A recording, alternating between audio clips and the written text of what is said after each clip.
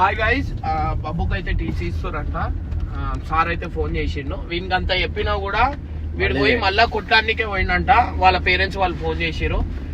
Sir నాకైతే school దగ్గరికి పిలుస్తుండు. బాబు గారికి టీసీ ఇచ్చేస్తారు రండి అని చెప్పి.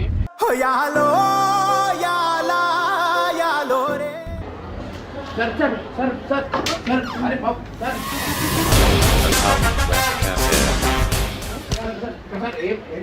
నేను అందరూ మేము పిలుస్తాం.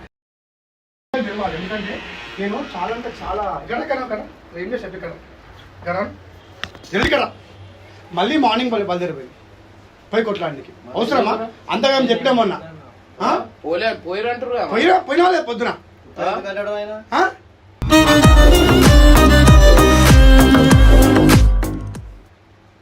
మళ్ళీ అదే సేమ్ కొట్లాట.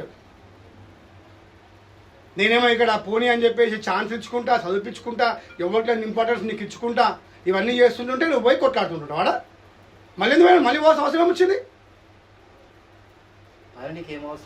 ఏ వద్దు నీకు చదువు ఏమొద్దు. నేనైతే టీసీ రాసి పెట్టేసిన, టీసీ తీసేసుకోండి వెళ్ళిపోండి. నువ్వేం చదువుకు ఇక్కడగా. నేను 9th క్లాస్ కూడా ఏం చేస్తానంటే ఎగ్జామ్ కూడా రాయకు, అదేముంటుంది మేము అది ఇచ్చేస్తాను ఎక్కడ నువ్వు చదువుకో. ఆందితుంది అదిగా మిస్బిహేవింగ్ మరి అనేది కొట్టింది కదా పోయేసి మనం అంతా చెప్పినా మాట్లాడా.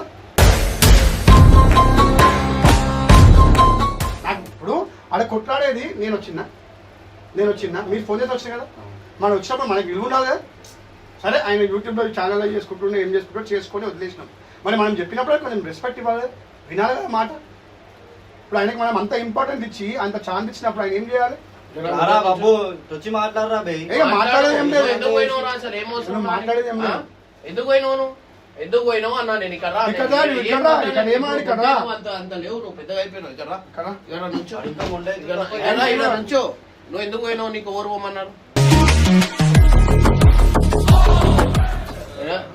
తప్పు కాదు అంటే మళ్ళీ సార్ ఎట్లా చెప్తాడు? మళ్ళీ సార్కి ఎట్లా తెలుస్తుంది?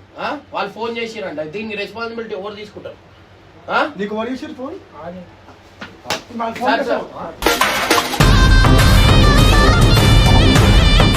పడుతున్నారా ఏంది?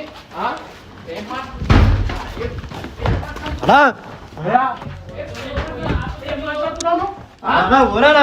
మాట్లాడుతున్నావు?